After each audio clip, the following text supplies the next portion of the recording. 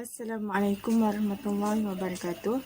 Saya Wahidah Adilah binti Ibrahim akan membentangkan inovasi digital PDP Pendidikan Islam yang diberi nama Piramid Khotawah.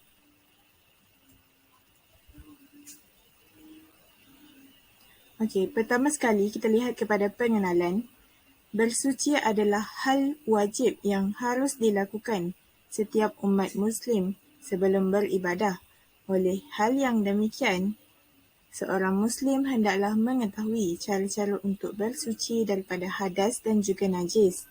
Untuk itu, diperlukan media yang kreatif agar remaja tertarik untuk mempelajari cara bersuci daripada najis yang benar. Ini adalah pernyataan menurut Muhammad Said dan Elinanda Purba 2020.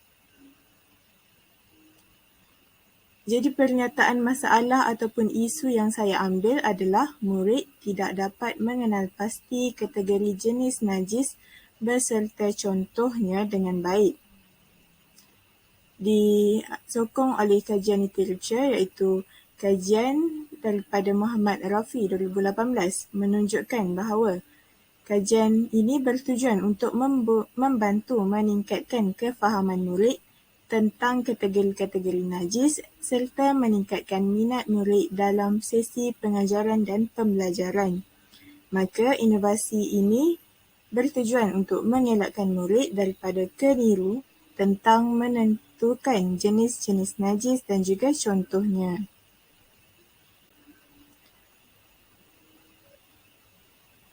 Objektif yang saya ambil adalah murid dapat mengenal pasti jenis-jenis najis beserta contoh dengan mudah.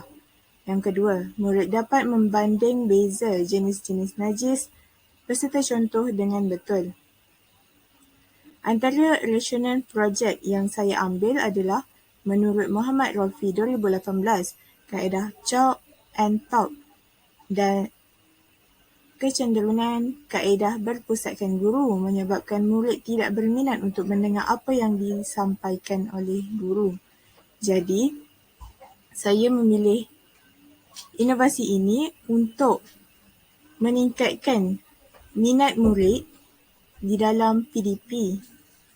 Seterusnya, teknik pembelajaran yang berkesan di dalam bilik darjah perlu dikaji supaya ia dapat menarik minat murid, meningkatkan motivasi dan keyakinan diri murid, dapat menerapkan sesuatu konsep secara berkesan kepada murid. Ini adalah menurut Muhammad Romi et al. 2016. Jadi saya ambil versional projek ini adalah untuk menerapkan di dalam diri murid tentang konsep kategori jenis-jenis najis dan juga contohnya di dalam diri murid. Disokong juga oleh kajian Muhammad Rafi 2018 yang menunjukkan bahawa penggunaan permainan sangat berkesan dalam membantu murid memahami kategori najis dengan betul serta meningkatkan minat murid dalam proses pengajaran dan pembelajaran. Hal ini diambil kerana saya menggunakan permainan iaitu kuis interaktif di dalam projek saya.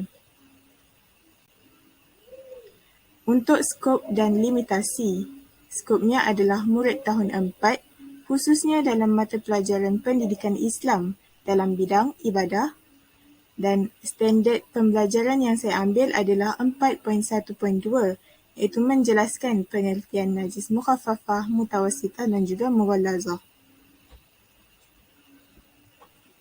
Kepentingan dan impak.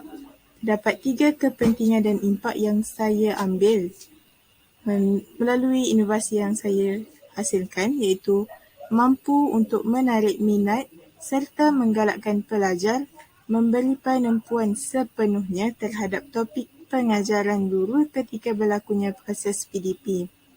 Hal ini kerana saya ambil untuk melakukan slide interaktif di mana murid menumpukan perhatiannya untuk belajar menerusi slide interaktif yang disediakan. Dan yang kedua adalah kepentingan yang kedua, dapat membantu guru dalam usaha memberikan kefahaman kepada murid melalui nota dan juga kuis yang disediakan. Dan yang ketiga, murid dapat mengingat jenis-jenis najis serta mengukuhkan ingatan mereka melalui kuis.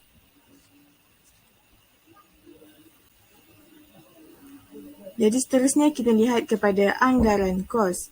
Anggaran kos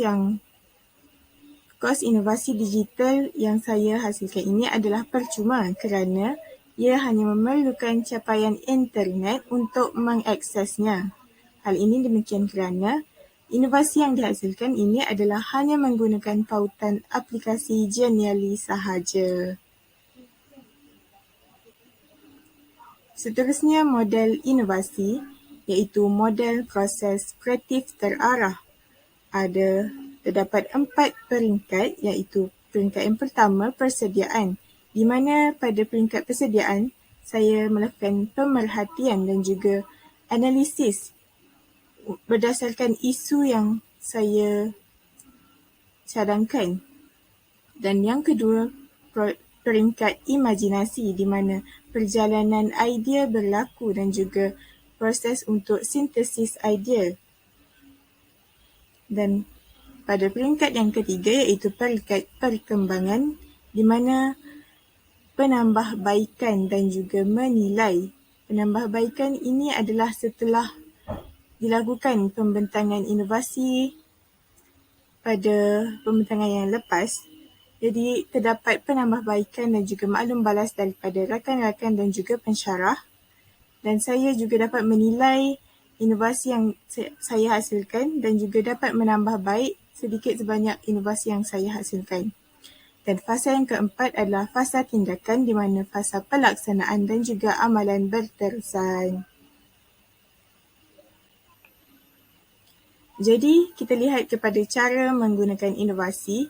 Inovasi yang saya hasilkan ini adalah sangat mudah, iaitu murid hanya perlu membuka pautan link yang diberikan oleh guru. Seterusnya, murid hendaklah menekan simbol-simbol yang terdapat di dalam slide interaktif tersebut. Dan untuk kekuatan bunyi, murid juga boleh selaraskan mengikut kesesuaian mereka. Sama ada hendak mendengar bunyi latar ataupun penerangan guru. Jadi ini adalah nota piramid yang saya sediakan di dalam slide interaktif tersebut. Di dalam nota ini terdapat simbol-simbol ataupun tanda-tanda untuk memulakan slide ini. Dan di dalam nota ini juga terdapat penerangan guru di setiap nota.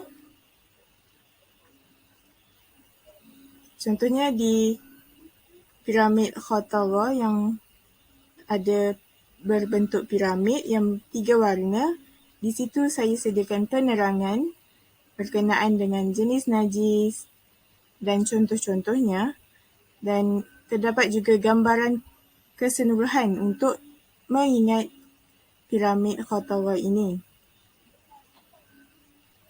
Dan yang kedua adalah kuis interaktif. Kuis interaktif adalah dengan cara murid menekan simbol-simbol yang terdapat pada slide interaktif ini seperti mula, dan mereka boleh menjawab dengan terus. Sekiranya jawapan mereka betul, mereka akan mendapat paparan seperti ini, betul, dan kenapa, dan sedikit penerangan kenapa jawapan mereka itu betul. Dan sekiranya mereka menjawab salah pada bahagian tersebut, mereka boleh kembali untuk menjawab soalan tersebut. Jadi untuk maklum balas yang saya terima daripada rakan-rakan saya, iaitu tambahkan slide supaya murid mendapat gambaran guru mengajar tajuk ini menurut Anis Kamilia. Dan yang kedua, menurut Ustazah Muslihah juga mencadangkan kepada saya untuk memfokuskan kepada terhadap satu isu sahaja dan gunakan suku kata yang lebih dekat dan lebih berpadanan dengan kata kunci. Dan yang ketiga saya ambil daripada Siti Afiqah yang mengatakan bahawa penggunaan font dan gambar yang bersesuaian dengan isi pengajaran saya. Jadi, seterusnya ini adalah pembuktian pencapaian inovasi sebelum dan juga selepas. Yang berwarna biru adalah lulus dan yang berwarna merah adalah gagal, di mana kita lihat sebelum pencapaian inovasi ini dilakukan, peratus murid yang lulus dalam topik ini, dalam subtopik ini adalah seramai 10%, manakala menunjukkan peningkatan selepas pencapaian inovasi ini dihasilkan kepada 80%. Jadi kesimpulannya adalah, menurut Muhammad Faiz dan Kamarul Azmi 2012, konteks pendidikan pada hari ini adalah merujuk kepada penggunaan multimedia yang mengandungi elemen teks, grafik, animasi, bunyi dan video. Maka inovasi digital ini hendaklah menjadi lebih menarik dan mesra pengguna serta bersesuaian dengan murid.